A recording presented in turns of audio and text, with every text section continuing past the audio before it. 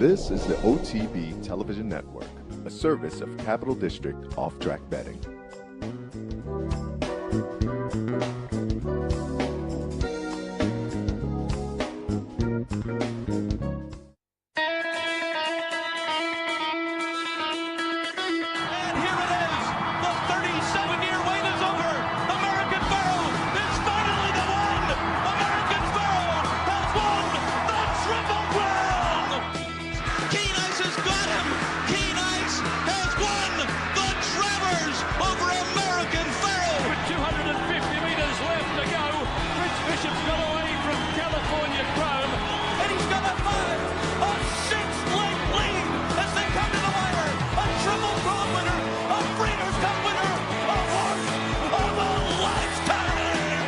Broadcasting live from the Capital OTB studios, this is Racing Across America with Seth Merrow.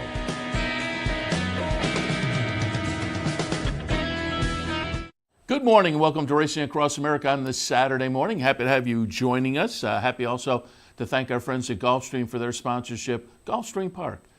Champions start here. Seth Merrow in the studio, and we have some interviews. Checked in with everybody yesterday. They were busy today, so we're happy to have a couple of Andys to join us. Andy Serling from the New York Racing Association took a look at today's Gotham and a couple other stakes on a really nice card down at Aqueduct. Andrew Demsky from Tampa Bay Downs. You see him in the paddock prior to the races, and he talked a little bit about the Tampa Bay Derby and a couple other stakes on their very nice stakes card. And speaking of the Tampa Bay Derby, we have a couple of trainers from contenders, Mike Trombetta and Kathleen O'Connell. Mike Trombetta has win-win-win, and Kathleen O'Connell has well-defined. They're both coming out of stakes wins down in Tampa. I think they're both live. I put win-win-win on top in the Tampa Bay Derby, so we talked to those trainers about those horses and a little bit more as well. Why don't we jump right into it, because about the bottom of the hour we have one more live race from Dubai as well, so we want to make sure we get that in. So to do that, let's jump right into the interviews. And first up, we will reach out and pull up the interview, as I say, we did yesterday with Andrew Demsky, talking a little Tampa Bay Derby and more. Andrew Demsky from Tampa Bay Downs is next. On the stakes action on this Saturday afternoon. Andrew, good morning. Good morning, Seth. Always good to be on your show. And always happy to have you on. Always like to talk a little Tampa. Tampa, one of my favorite tracks, and I was on my weekly spot on with Steve Bick this week. I was on Wednesday, and he's down covering the Tampa Bay Derby. He had me jealous, talking a little Tampa Bay. It's been too long since I've been down there. I got to schedule a trip. But for those of us who are up here in the Northeast, let us live vicariously a little bit and update us on the weather this weekend. Yeah, we've had some tremendous weather, and it just continued into the weekend. It's absolutely gorgeous out here. It's funny because the mornings have been cold. I mean, 40s in the morning. So we've been back into the 80s by around 1 o'clock. I expect the same today. Yeah, very nice. And again, I really enjoy Tampa on a day like this. I am envious of everybody down there.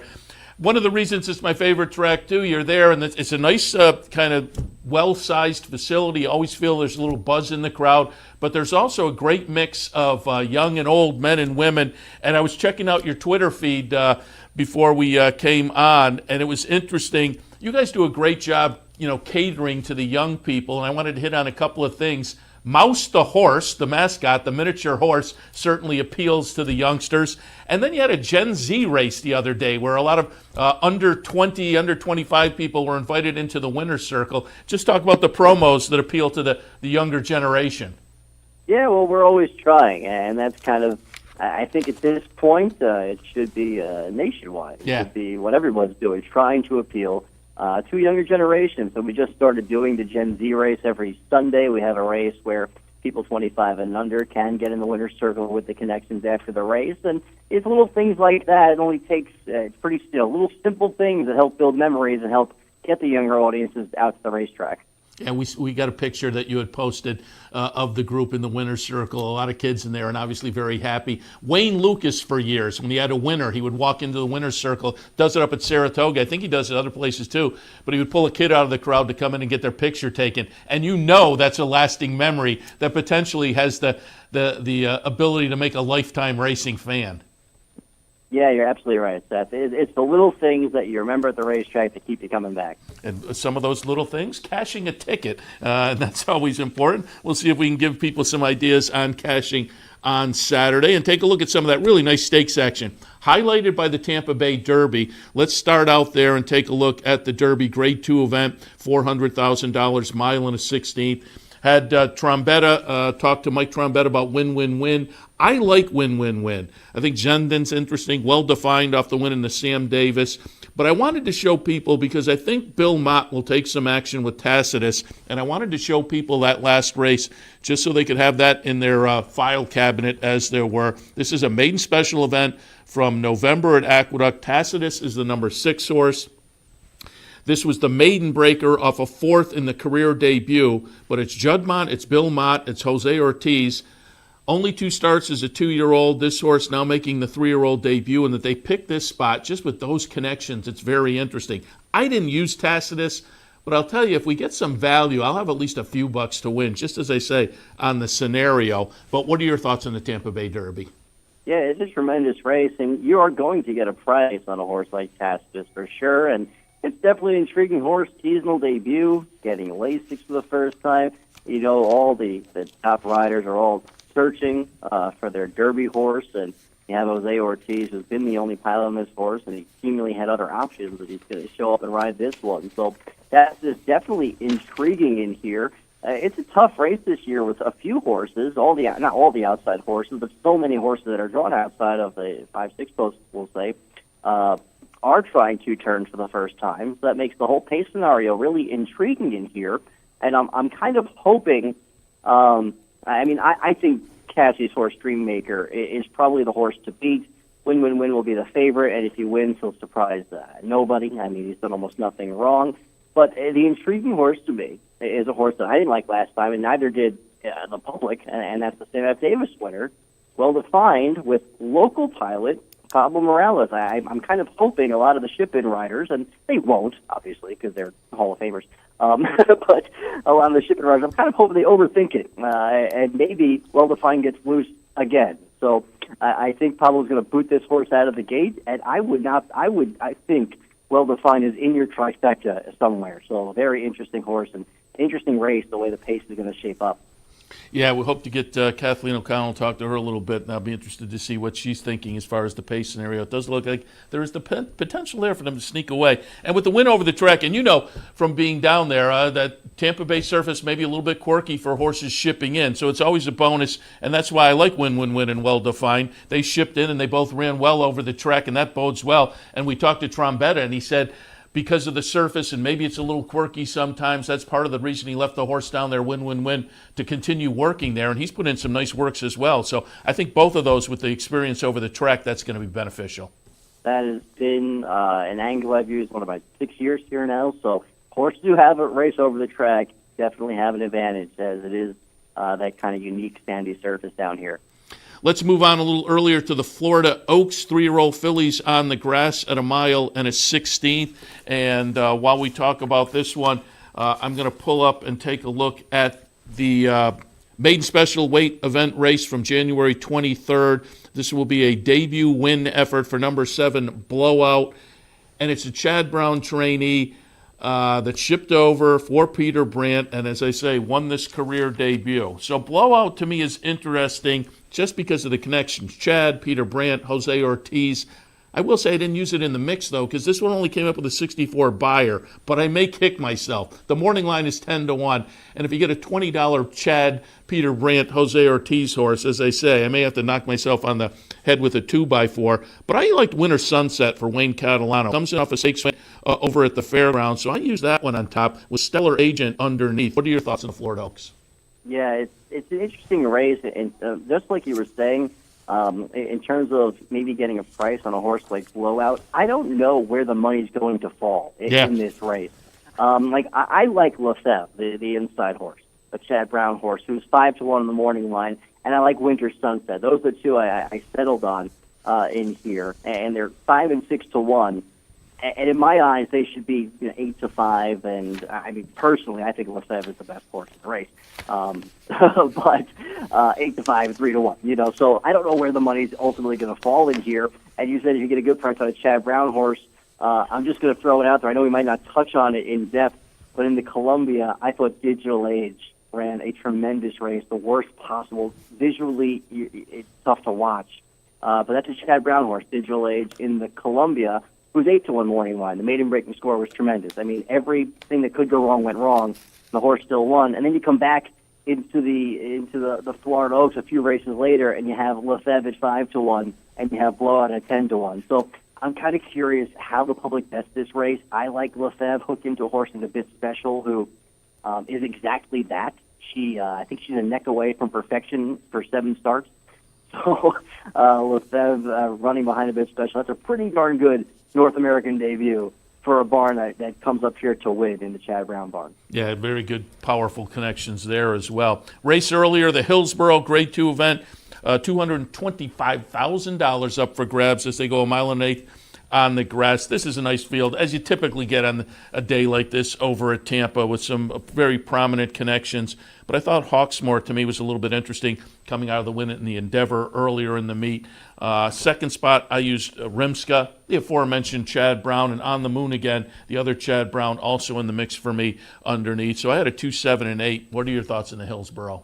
Yeah, those are certainly the logical horses in here. I think everyone wants to see Hawksmoor go out a winner, and this will be her final race of her career. But Hawksmoor could go first, second choice, and win the race. It won't surprise anybody. I mean, I'd like to see Hawksmoor win, only because getting to know Arnaud Delacour over the years here, you can't say underrated at this point, because he's gotten some nice horses, and he really deserves all the success he's had. He's just so patient with horses, bringing them back ready to win, and he had Hawksmoor ready to win. So I'm kind of hoping she does what Tepin did a couple of years ago and win the Endeavor and double it by winning the Hillsborough. But she's got some interesting challengers in this race. She's going to have to turn the tables on Rimska, who's going to show up. As you mentioned, the other Chad Brown, who could be any kind of horse. I mean, who knows what kind of mare she is, only making, her 4th start in the States, or a 12th career start. She's 5 years old now. She got a 102 buyer when running second when last seen. The interesting horse to me is probably the outside horse. That's Goodyear for Roses. I mean, Goodyear for Roses came off, I can't do the math, over a year layoff. But only got beat 3 lengths after having an impossibly wide trip. You can't love the post, and that poor trip might happen again, unfortunately. But if Alvin Jimenez can work out a decent enough trip and save a little bit of ground, I mean, look at the company she maintained on the West Coast. Absolutely tremendous. So 8-1 might hold up there, and that could be the sneak in this year's Hillsborough. And you mentioned the Columbia earlier. I'd love to let you talk about that a little bit further, because I love the 3-year-olds on the turf. People who watch me enough know that that's one of my favorite kind of subdivisions, and that's what we're looking at in the Columbia. I put the number 10 on top, the Mark Cassie horse that's only had a couple of starts, but I thought there were a couple of good starts. Bluegrass Parkway underneath, an English B, and I had all kinds of check marks next to your Digital Age.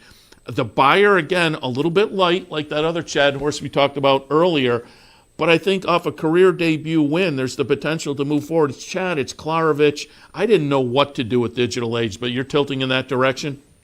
I am. Well, I'm going to go on air here, and I'm going to pick that horse second, as I think Bluegrass Parkway is one of the more intriguing horses in this race. Had a tough trip last time out in Louisiana for Rudy Brissett. Today gets Jose Ortiz. So Bluegrass Parkway is the one I have on top. But I do think Digital Age will offer some value. And for what you just said, Seth, the number came back a little light if you're a buyer player. Got a 64. And compared to some of these who have those kind of 80 buyers at this point, people might kind of stay away. Having said that, if you are a person who watches a lot of replays like I am, and in this day and age, there's no reason not to, especially at Tampa. They're right there on our website. Go check out this horse's debut. I'm telling you right now, everything went wrong, and the horse still blew him away. So Digital Age was incredibly impressive first time out. And again, you may get a little bit of a price on a Chad Klarovich, Irod Ortiz runner. So keep that in mind. There are some Chad horses on the card that could be a little bit intriguing. Just also want to touch on, before we let you go, hats off to you. We've done it before. We go down and do some coverage across state, Florida Derby. I've done the same thing, but I saw on your Twitter feed you made the cross state trip and did the doubleheader. Little Gulfstream, little Pompano. I had a really good time down there hanging out with Pete. Pete cracks me up. I think Pete plays equal parts Tampa and Gulfstream. So hung out with Pete Aiello down there, and then Gabe Pruitt made me call my first standardbred race. So I think I got all the terminology wrong. Good. I got through it. I think it's just fine. Is that that's interesting? Is that and I hearkened back a few years ago in Maryland. They invited a bunch of local media people to call races, and it was kind of a situation where you could tell they'd practice, and for about the first, I'm not even going to say eighth of a mile, I'm going to say about the first 100 yards. The first call, it's like everybody nailed it, and then clearly it completely fell apart for people. That's what happens. I think it's just slower than anticipated. So you kind of, you're set to go, you have an idea of what's going to happen, and then you kind of get lost for words when they're going around the track the second time. That's what kind of throws you off. And then when they straighten for home, I mean, just because I don't know the driver's colors, I'm not too familiar with it, and all the horse numbers are different colors too, so that will throw you for a little bit. But it wasn't a disaster. I can't say it was too bad. That's great. Andrew, as always, appreciate the visit. We wish you and everybody Tampa good luck on Saturday afternoon. Fabulous card. Really looking forward to it, and certainly we will talk again. All right, sounds good, Seth. Always a pleasure. Appreciate it. Andrew Demsky, Tampa Bay Downs, great card supporting the Tampa Bay Derby on Saturday. And speaking of the Tampa Bay Derby, let's head right out to Mike Trombetta. He has win. As I said, I put this one on top. Going to be tested by the distance, but comes out of a stakes win down at Tampa. That has to be a bonus, and Mike talks about leaving him there to train as well. So up next, trainer Mike Trombetta. Happy to be joined now by trainer Mike Trombetta with one of the contenders in the Tampa Bay Derby on Saturday afternoon. Mike, good morning. Good morning. Thanks for joining us, and we'll talk a little bit about win. And we kind of latched onto him. We talked with Dave Rodman the morning of the heft and talked a little win there. That's the only blemish on the record, the second behind Always Mining in the heft. And Always Mining's turning out to be a pretty nice horse himself. But otherwise, 3 wins on the record with that second place finish for win so far. And let's take a look while we talk at the Pasco, January 19th. The Pasco at Tampa, 7 furlongs. Win is going to be the number 4 horse here. Wins by a chart margin of over 7 lengths. What was your takeaway from the Pasco? This was a really nice performance. Yeah, I mean, it was a solid race. I mean, we came here hoping to have a shot to win the race, but, you know, he obviously exceeded our expectations. Yeah, as I say, chart margin of over 7 lengths.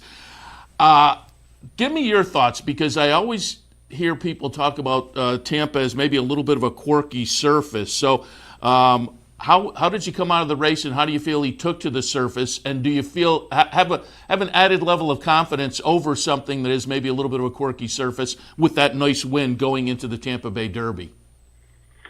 Well, I guess that was part of the reasoning of us leaving him down here to train up to the Tampa Bay Derby. I mean, he had one start on the track, and he did so well on it. It kind of made it much easier for me to, you know, decide where I wanted his next start to be.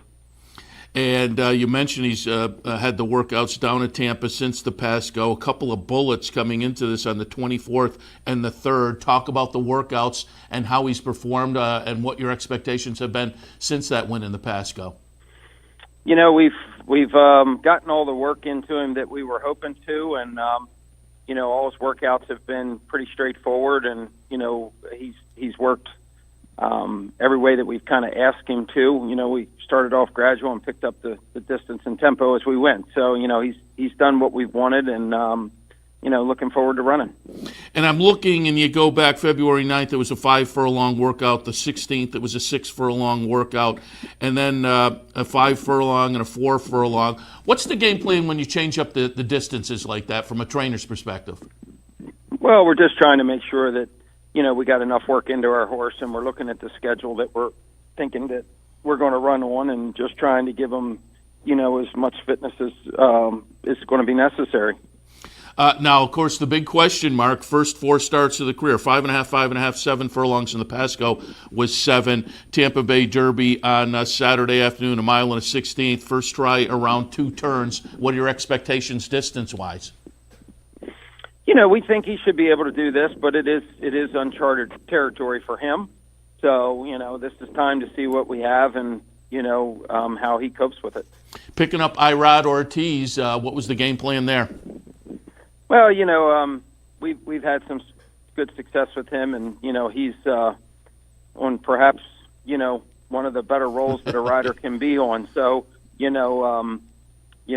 had an opportunity to get a commitment for him for this race, and we took it. Yeah, put on the asbestos gloves as you leg him up. Yeah, exactly.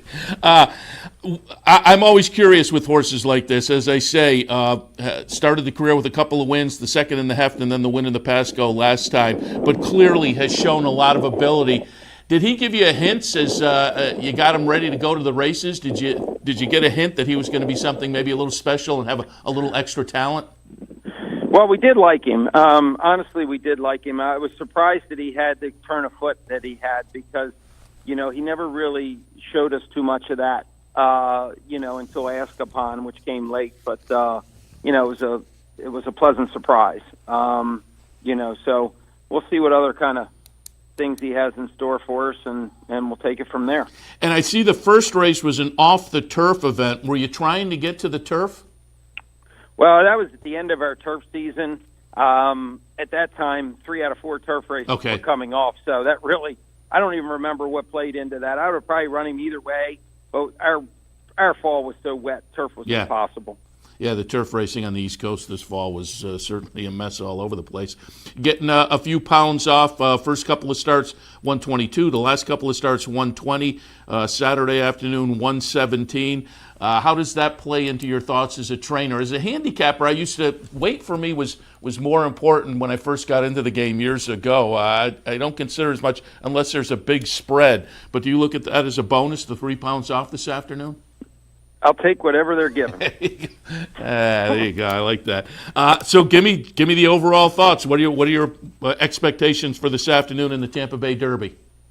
Well, I want to get through this safe and well, and hopefully he continues moving forward like he's done. And it's yet another stepping stone to hopefully what could be bigger and better things. Yeah, certainly a nice 3-year-old at this time of year. There's a lot of excitement. And I know it's probably a one race at a time thing, but with that goal of maybe potentially the first Saturday in May, you have to certainly think about it a little bit. Have you had plans in case, you move forward from this race and what the next step might be? I've looked around a little bit just to get a feel for what was out there and where it is, but won't make any real plans until we need to. So it's time. Okay, fair enough. And I just wanted to move on before we let you go because you had a nice little runner last weekend at Laurel, and I just wanted some thoughts because anytime you get a debut runner, you always have to wonder what's the potential there. I'm going to show the folks the stretch run again last weekend at Laurel. The number 3 horse here is going to be Never Enough Time. Nice little homebred runner, and as I say, this was a debut runner as well. Pretty good effort here. Wins by a chart margin of over 5 lengths. Give us some thoughts. What do you have on your hands with Never Enough Time? I mean, this was a nice win at 7-1 in the career debut. Yeah, we've always liked that filly. We had her ready to run her at 2, and she had some setbacks, and we had to take her out of training for a bit and start over, but we've always liked her, and I actually trained her mom as well. So nice. It's always nice to get the second and third generations in the barn and do well with them. So we're excited about her. Yeah, that was a nice looking win, as they say. And anytime you get a career debut win like that, always worth checking in on. And just before we let you go, you also have obviously win for Charlotte Weber and Live Oak, and in the Columbia a little earlier you have Global Access. Spent a couple of races up at Woodbine, broke the maiden up at Woodbine back in October. Last time was up the track at Gulfstream on the turf. Looks like Global Access probably has to step it up a little bit, but just give us some thoughts on that one in the Columbia this afternoon. Well, he does, but, in his defense, I believe he broke from the far outside post at Gulfstream, and that was his first turf try. I'm very confident that he's going to be a nice kind of horse on the synthetic. On the turf, not so sure yet. I'm hoping that he comes through tomorrow and runs a good race. But he's trained very well, and hopefully, he gets a nice, clean opportunity to show us what he's all about. Sounds good. Mike, appreciate the visit. Certainly wish you a lot of good luck on Saturday afternoon in the Tampa Bay Derby with win, and we'll talk again. Thank you. You got it. Thanks. Mike Trombetta again. Win in the Tampa Bay Derby on Saturday afternoon. Again, I like win. I put that one on top, so we'll see how that works out. Thanks to Mike Trombetta for joining us. A little bit later on, again, Andy Serling will jump on board. Kathleen O'Connell also, who has well-defined in the Tampa Bay Derby, so we'll have that coming up. But we're just 3 minutes away from this next race in Dubai. But an interesting, this is the Super Saturday, kind of the preview to the big Dubai World Cup card. Interesting so far. First race today, drafted one, the opener at Dubai today. Of course, now based over in Dubai, Doug Watson training, but of course earlier in the career, a Wesley Ward trainee, and drafted, got it done in the opener today. Maybe more impressive, though, was the winner of the second race for the 3-year-olds. Divine Image beats the boys.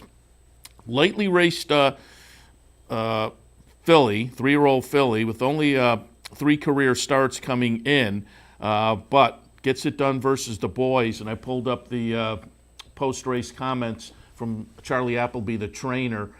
Before the race, we had the discussion, if you're a win, we wouldn't want to rush into making a decision about the UAE Derby. It's definitely on the cards, but we also have the Kentucky Oaks to take into consideration. So that could be fun. Divine Image maybe with the Kentucky Oaks potentially out in her wheelhouse.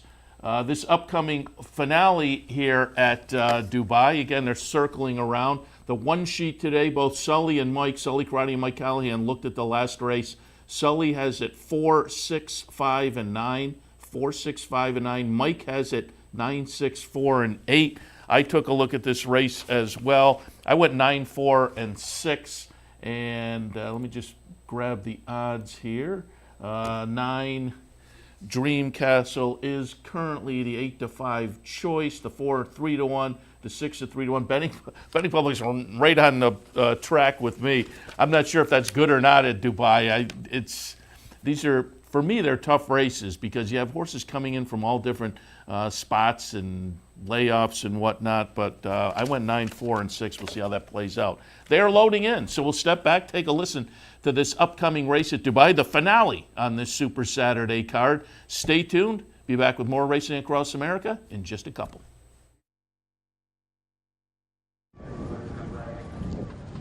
Now moving up is Mazdawaj coming into its position. So we're almost set. Starter looks across the line. They're racing in the Jebel Hatta. Missing it badly. Right out the back there was Blair House. Missed it by 10 lengths. Away quickly on the inside is First Contact. It'll drive through to the front, coming across Loxley to second. Century Dream, a shade keen early, is just over racing. Between horses, Janubi, Majestic Mambo over on the inside. 1.5 lengths then to Wooten. They were followed in turn by Mazdawaj as they settle down Forest Ranger. Then came Dream Castle, and 7 or 8 lengths away to Blair House back at the rear. Down the back straight they go. 25 and 53 is the lead time. First Contact responsible for it. Shows the way by 1.25 lengths over Loxley in second. Majestic Mambo, the South African, over on the inside. Then Century Dream. Forest Ranger, Janubi. Out wider, Wooten's into the clear. Shouldn't have any hard luck stories tonight. They were followed by Mazdawaj, then Dream Castle. And back at the tail is Blair House trying to tack on after a terrible start. It's First Contact, the leader, as they come down the side of the track. Out by a clear length over Loxley in second. Majestic Mambo. Century Dream travelling up okay in fourth, followed by Forest Ranger, then Janubi. Wooten begins to take off. Next of all is Dream Castle trying to track it home. Well back then is Mazdawaj and Blair House. For home they come. 420 metres to go into the stretch, and First Contact shows the way. Still by a length and a quarter. Loxley is down the outside. Century Dream. Now Wooten asks for its effort, and Dreamcastle comes with a boomer out of the middle. Behind them is Majestic Mambo, but Dreamcastle lengthens beautifully once again. Goes by First Contact, riding on his Wooten between horses, but Dreamcastle is a dead set star. Dreamcastle going to race away, getting a little weary, but wins by a length over Wooten. Third in his First Contact, fourth Century Dream, then Loxley, followed by Majestic Mambo. Next in is Forest Ranger. Next across is Janubi. Well back in the run was Mozdawaj, and Blair House, after that terrible start, is running into the rear. 3 out of 3 for Dreamcastle. Christoph Sim. East, but in South Florida, the action's hot. This winter, be part of the championship meet at Gulfstream Park, where the fields are deep and the payouts are big. With some of the most competitive turf racing in America, Gulfstream Park is your winter destination for the finest in championship thoroughbred horse racing. And if you're looking for the top jockeys and best trainers, you'll find them all at Gulfstream Park. So play it today. Gulfstream Park. Champions start here. Here in upstate New York, no one provides bettors with more wagering options than Capital OTB. Our network of ranch and easy bet locations stretches from the mid-Hudson Valley all the way to the Canadian border and west to central New York. So whether you need to place a bet, fund your Capital Bets account, or watch the next big race, all the action is just around the corner. A full list of our branch and easy bet locations can be found online at capitalotb.com. Capital OTB, the better and most convenient choice for wagering in upstate New York. No matter where in the world you are, the excitement of wagering on horse racing is just a click away. You'll get live streaming, past performances, race replays, our virtual tote board, analysis and selections from professional handicappers, a simple, safe, and secure wagering platform, and best of all, you get track prices. CapitalOTBBet.com. Bet any place, anytime at CapitalOTBBet.com. And be sure to download our new mobile app from the iTunes Store or Google Play. Yikes, that was some nice late run from Dreamcastle. I believe it was 962, hold your tickets. It was definitely the 9. Dreamcastle, nice late run on the outside to get it done in that finale at Dubai on this Saturday morning, Saturday evening for them. That is one weird TV screen they have right next to the finish line on that course. I'm surprised it doesn't freak the horses out a little bit. Very strange placement of the big TV screen there at Dubai. But regardless, again, hold your tickets. I think it was 962, but hold your tickets. I haven't seen them flash up any numbers yet. And as I say, it was the 9, Dreamcastle. Really a nice late run there.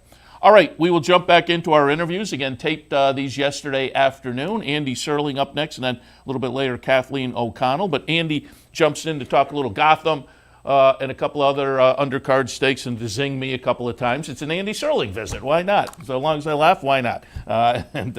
Also get some very good opinions on the stakes action today with the Gotham highlighting things, but the Busher, nice race for the 3-year-old fillies as well. So up next, talking Gotham Day down in New York on this Saturday afternoon, Andy Serling.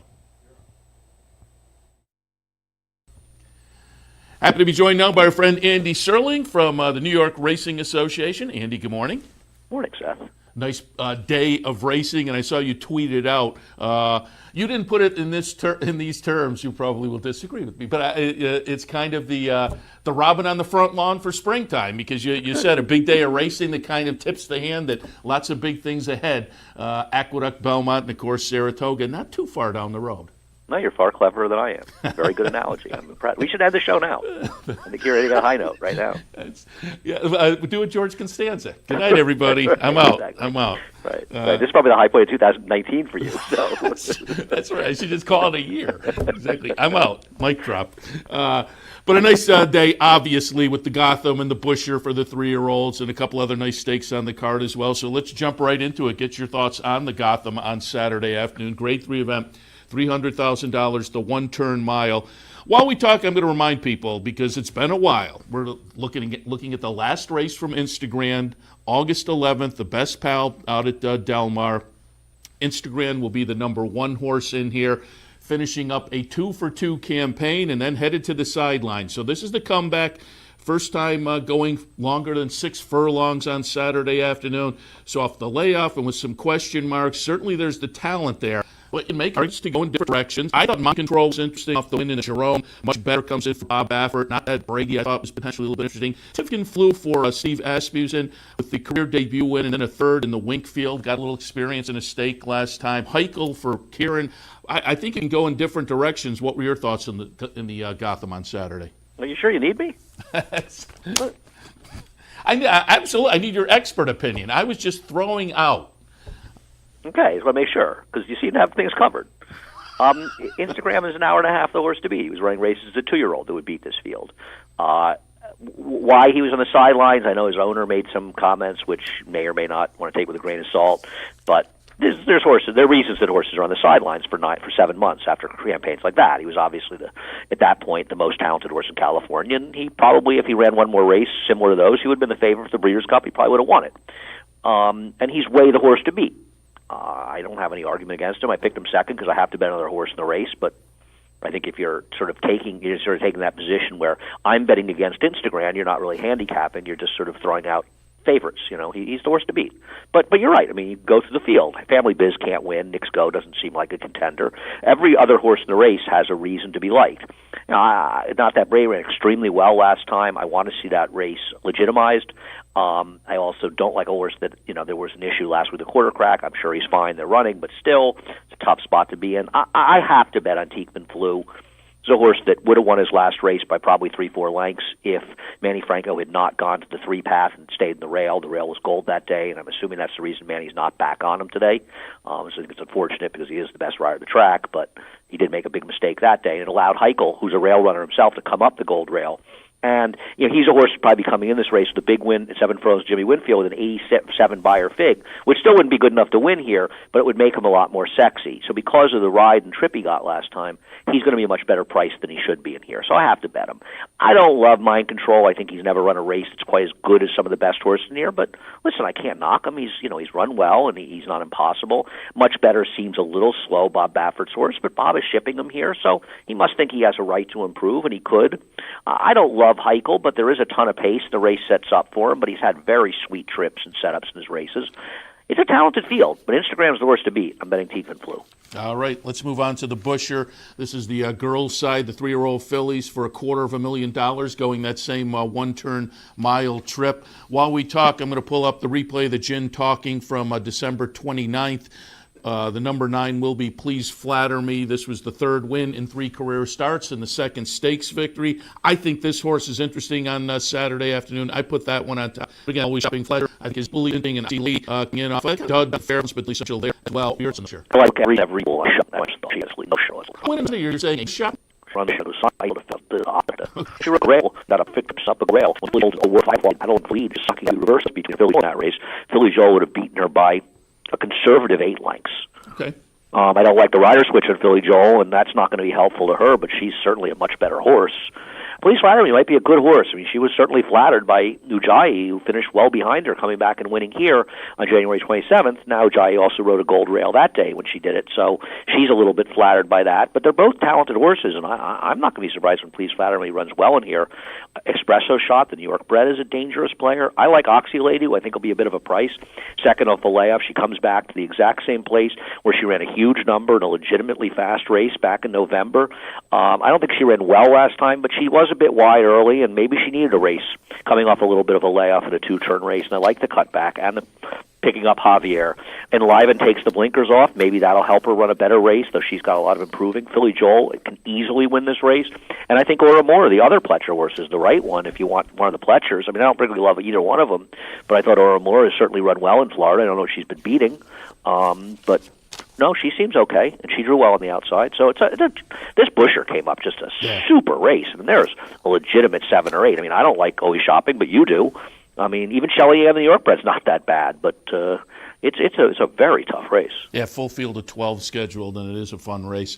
Let's go. There are a couple of other stakes on the card a little bit earlier, the Stymie and the Tom Fool. The Stymie, it looks like it goes through Sunny Ridge off the 3 triple-digit buyers in the last 5 races, but Stan, the man with the triple-digit buyer last time, is interesting to me. And Title Ready, I thought if I was going to play around a little bit and look for some value, the Asmussen horse could be a player too. What are your thoughts on the Stymie? Yeah, I don't disagree with any of that. I think the thing you have to notice about Sonny Ridge is the three. You mentioned he had 3 big figs in his last 5 races. All 3 of those races have a similarity, and it's different from the other 2 races in that 5-race scheme.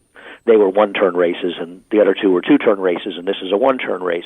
He's clearly better around 1 turn, and last time out he was parked 3 wide around the track. January 26th, the day where the rail had gotten very strong, especially later in the card, so he was very much hindered by the racetrack, and I think he did run well. Title Ready did not benefit from the best of trips in that race, and I agree he's a little interesting.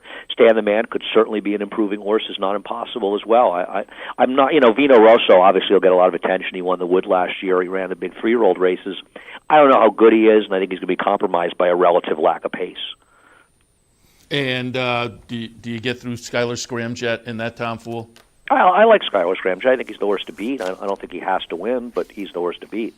He's looking to win it 2nd year in a row, and I think he's very much the horse to beat. You mentioned Manny Franco before. I just want to touch on the Winter Colony. He's been fabulous. I thought Dylan Davis has been riding well. And sitting in here doing the afternoon handicapping show, I've heard you talk over the past couple of weeks. Rajiv Mirage riding very well. And also it was fun to see Kendrick come back the other day. It was. It's great. Yeah. I think that Jose Lezcano's had a very good winter. Ray Lou Gutierrez is riding well. It's a strong colony. I mean, listen, the money's good here in the winter, and I think a guy like Jose Lezcano was very smart to see a situation where, both Ortiz brothers have left. And for the winter, understandably, and with Kendrick being hurt, there's a real opportunity to get some tremendous business. And Jose, who missed like a week, has almost got him around 50 wins or something already at the meet. He's just having a sensational meet, riding well, and the purses are good, and he's had a terrific winter. He's probably made about 4 times or 5 times as much as he would have made if he was riding down at Gulfstream. Yeah, I'm always surprised more guys don't want to stay. Yeah, well. It's a little cold, but other than that, I prefer it to riding, 17 race cards 5 days a week. Those are long days down there. There's no question about it. Fox Sports Saturday at the races back 4 to 7, including the Gotham and the Tampa Bay Derby. But I also want to tout the cross-country pick 5. Looks like a lot of fun. Florida Oaks, Gotham, Tampa Derby, the Busher, and the Honeybee down at Oaklawn. As I say, The cross-country pick 5 looks like all stakes kind of a fun wager this weekend. Yeah, no, it's a great bet. I agree. I think it's a little about an hour and a half of racing, a little less maybe. And we have the Oaklawn Honeybee. Looks like a fun race, and also Turfway. We'll be showing Turfway as well. They're the Jack Ruby, which is the latest name for what was the Spiral when you and I were young, and the Bourbonnette, the Philly race, the race before that. So a lot of racing being covered. I think we're covering something like 11 races in 3 hours. So very good. And again, big card at Aqueduct on you coming Saturday. Down? No, but I was just about to say we have our credentials and everything ready for a Wood Day. We'll be down Wood Day to do some broadcasting. You're like a regular now. You're all over the place. Like a world-traveling racetrack person. Yeah. It's pretty exciting. Hang the Arc in the fall? Maybe I'll work on that now. Now that you mentioned on TV, maybe I'll work on that. I think that's the plan. Okay, that sounds good to me. I took French in high school, and that's about all I remember. Paris would be your kind of town. Yeah, exactly. I think of a Bray someplace. Paris, great. My lone overseas venture is in Canada, so I want to use the passport a little more extensive. Unless maybe you went over like Lake Michigan. Foreign. You're right. Foreign. Shredded there. Can't really say overseas. Yeah. Canada's is New York City. So. Exactly. That's about our adventure. Got a radius. Andy, appreciate the visit. And again, tell everybody to check out a strong, solid stakes card Aqueduct on Saturday. Really looking forward to it. As always, I say appreciate the visit. Right. Top 10. Great. Bye-bye.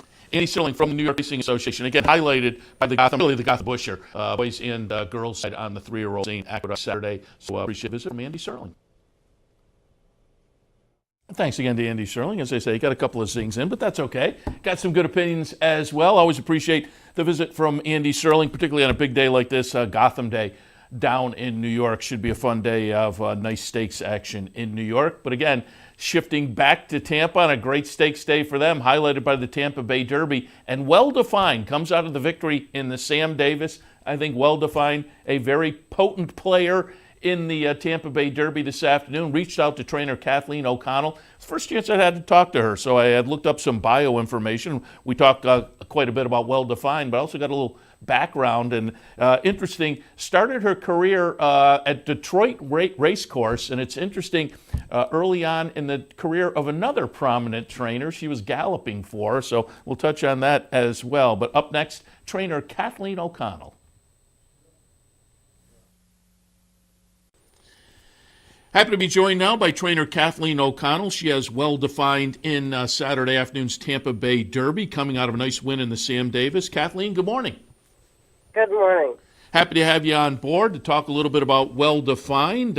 And let's get right into that Sam Davis. We're going to show a replay of the stretch run here. Well-defined is going to be the number 9 horse, win by a chart margin of just about 3 lengths. What was your takeaway from the Sam Davis? He ran up to expectations. He had certainly trained great into the race.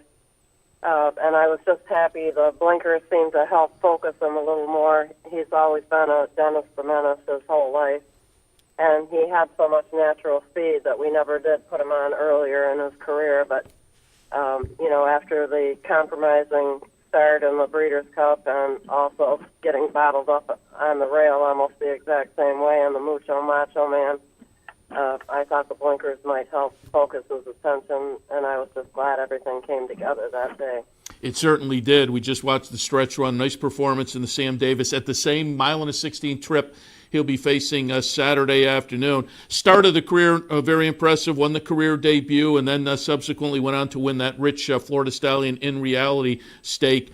Before, as you alluded to, the performances in the Breeders' Cup and the Mucho Macho Man. First, let's hit on the Breeders' Cup. That had to be a little bit disappointing, but there was a little bit of a troubled trip in the Breeders' Cup. Oh, it was definitely a trouble trip. Although he was standing very well on the gate, you could see his whole rear end fall out from underneath him. And, it just compromised how he was placed in the race. And even though Mike did the best job he could, he ended up getting bottled up on the rail, and he's more of a free-running horse, and he didn't like that at all. And, in the Mucho Macho Man, basically after they broke from the gate, I kind of had the same feeling. Going into the race, I was very, very happy with him, and it just seemed like it was a small field and it would be a great trip, but we had a compromising trip again, and again, I don't think we saw the best of the horse. That Mucho Macho Man was a funny race because Code of Honor ran 4th and came back to win the Fountain of Youth after that, and you came back to win the Sam Davis. Clearly a very talented horse. Again, as a 2-year-old, the nice Stallion Series win in reality and winning the career debut. Did he tout himself to you in the morning before he made his career debut? Oh, yes. He's a very athletic horse and a very good mover. And, he's exhibited a lot of early talent, even just freezing with other horses. And I see he's been working over at Gulfstream Park West, the old Calder. I know you have horses at Tampa. What was the game plan to go back across state after the win in the Sam Davis for the lead up to the Tampa Bay Derby? Well, if you stop and think, the horse came in as a 2-year-old and was stabled at Calder. The regular exercise rider, which is Sebastian Madrid, the regular breeze rider, which is Jose Gutierrez, the groom that's taken care of him for, his whole career, were all based at Calder. So to me, it just seemed more sense to, take him back down there. And, you never know. We try and let the horse and the horse's health tell us where to run. And if we wouldn't have run in the Tampa Bay Derby, we would have probably run in the Florida Derby, and then we walk out the door, or so to speak, down there. So, I just always try and do what's best for the horse.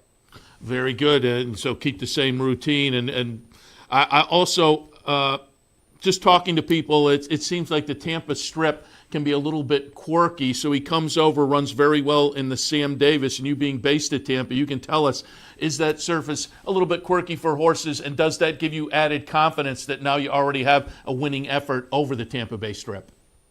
I think the surface at Gulfstream Park West, the old Calder, is very similar to the Tampa Bay surface. So I was pretty confident that he could handle it. The surface at Tampa Bay is not like the surface at Gulfstream or Palmettos. So I do think that the horses that, are used to that surface might have an advantage. Yeah, interesting. And it was a front-running score that we saw in the Sam Davis. I'm just looking at the rest of this field, and again, you put the blinkers on. Looking at the rest of the field on Saturday, it looks like that may be your advantage again. Can you tout us a little bit on thoughts? Is the game plan going to be to try to sneak away early? Well, I think if the game plan's going to evolve around the break and what happens at the break. And I think Pablo's got a lot of confidence since he rode the horse one time and, talked about what a big reach and a good gallop he had. And I had told him before the race, I don't necessarily think the horse has to be on the lead, but he's got to kind of be free running and forwardly placed. So, just going to depend on how it unfolds. So just give us the overall thoughts. What are your expectations for Saturday afternoon in the Tampa Bay Derby?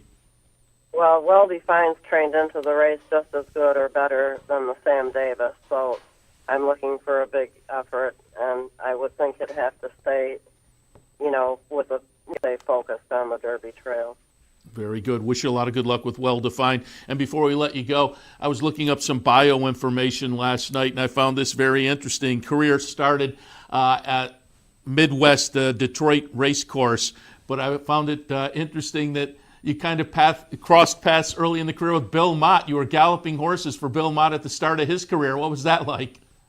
Well, me and Billy actually galloped together for a gentleman named Bill Cole that trained in Detroit.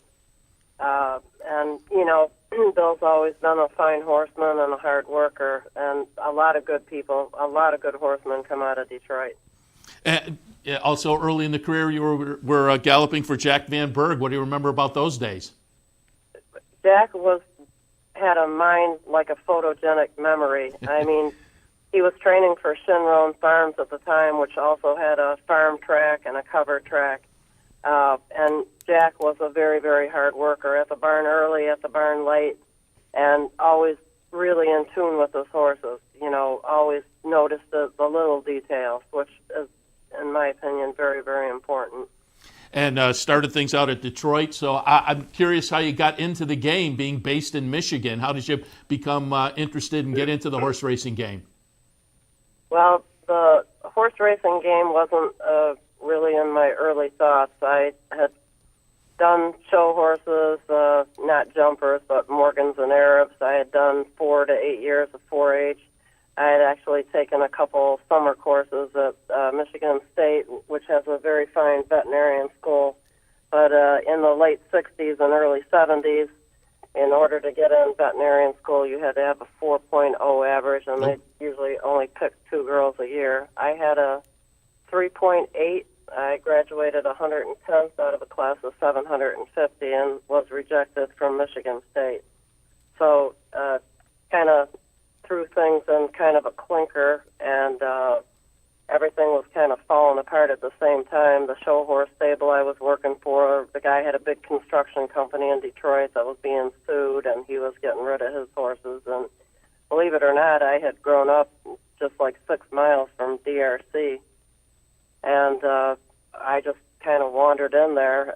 Actually, the day I wandered in there was a loose horse running out on the old Middle Belt Road, and I caught it, and the guy was eternally grateful. He let me walk hots for him, and he introduced me to a man named Sherman Armstrong that was training for Sugar Hill Farms, which Mike Basso, he owned the Home Juice Company in Detroit.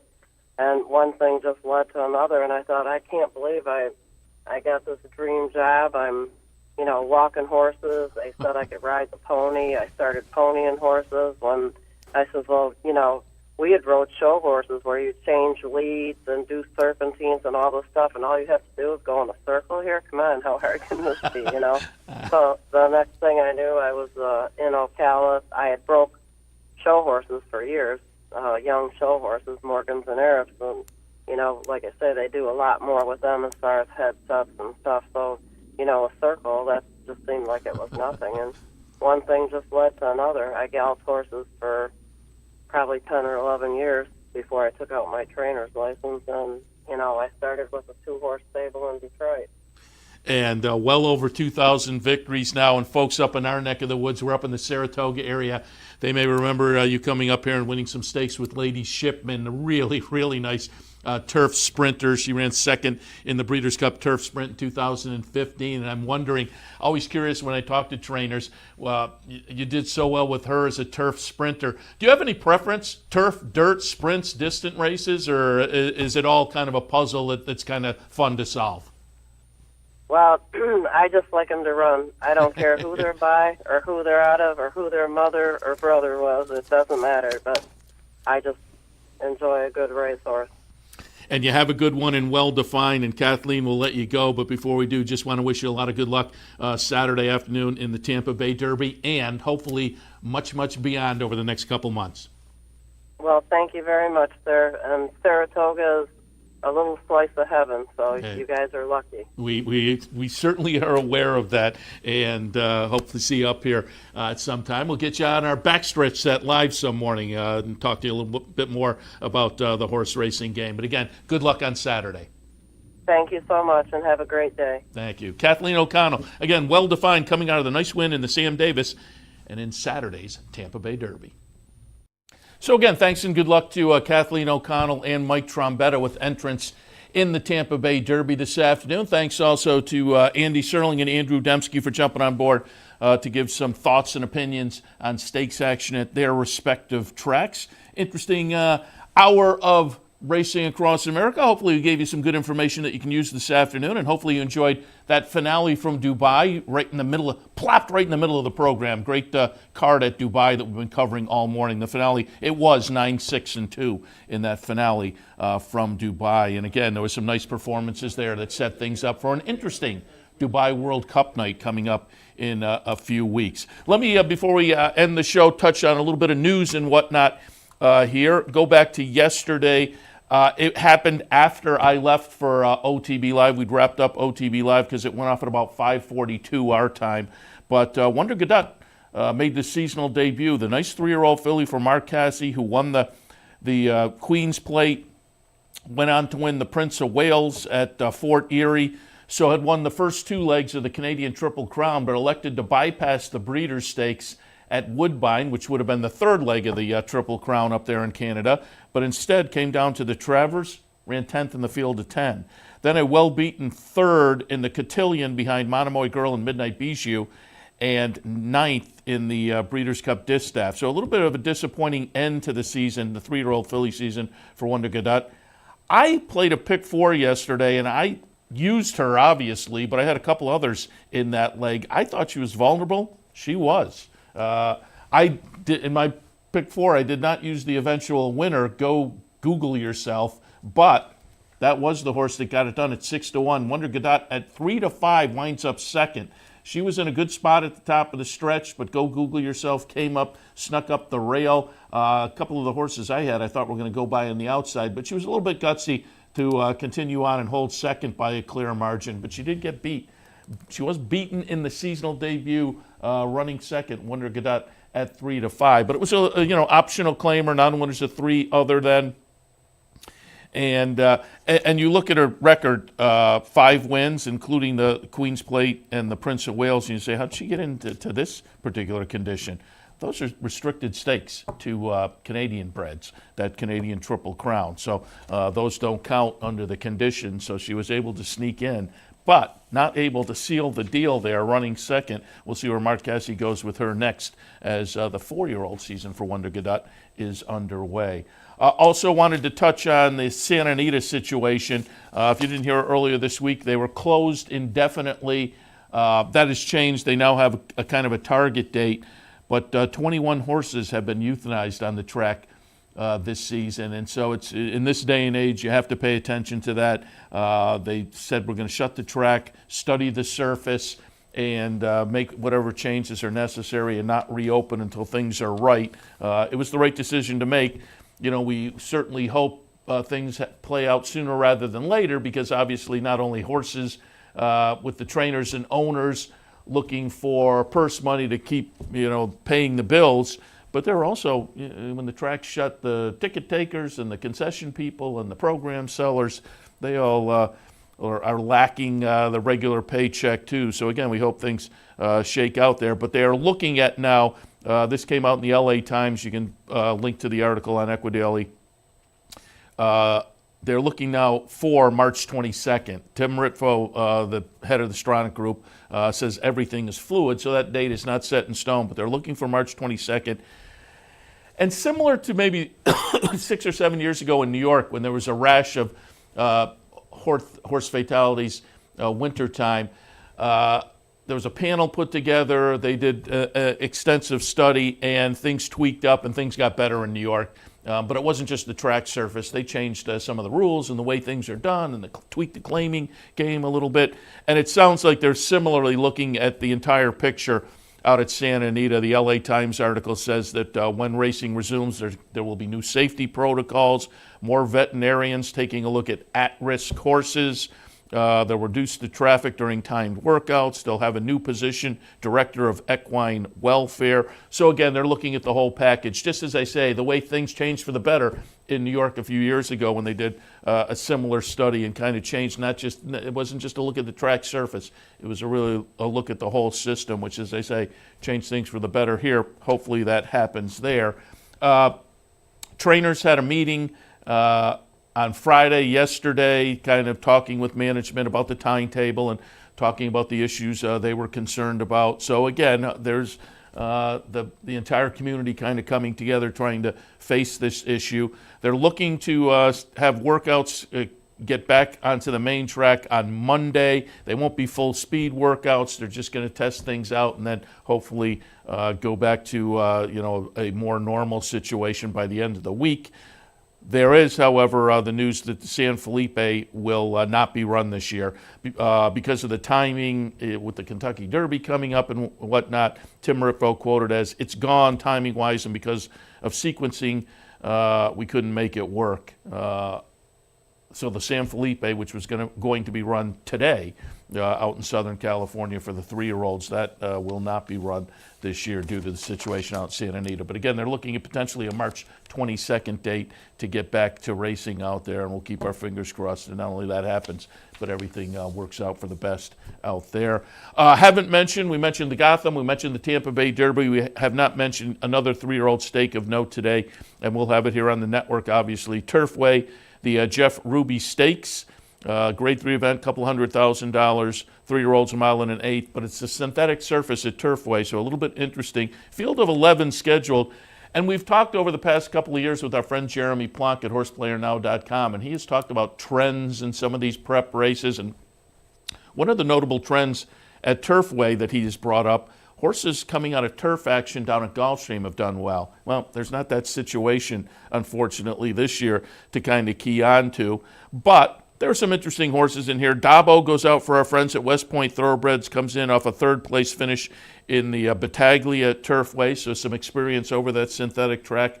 Skywire, a decent win in a maiden special at Woodbine for Marcassi, and then a win in an off-the-turfer down at Gulfstream. So 2 for 2 early in the career for Marcassi. Skywire might be interesting. Curlin Gray for Ken McPeak. He talked about that horse a little bit when we had him on last week. Some Like It Hot Brown is likely to be the favorite, 8-5 on the morning line, and as I say, likely to continue to be so. This is a horse with decent turf experience, and the 3-year-old debut was a nice daylight win in that Battaglia over the synthetic at Turfway. So given that scenario, Some Like It Hot Brown does look logical this afternoon in the Jeff Ruby Stakes at Turfway, which will go off at about 6:30. Again, we'll have it here on the network.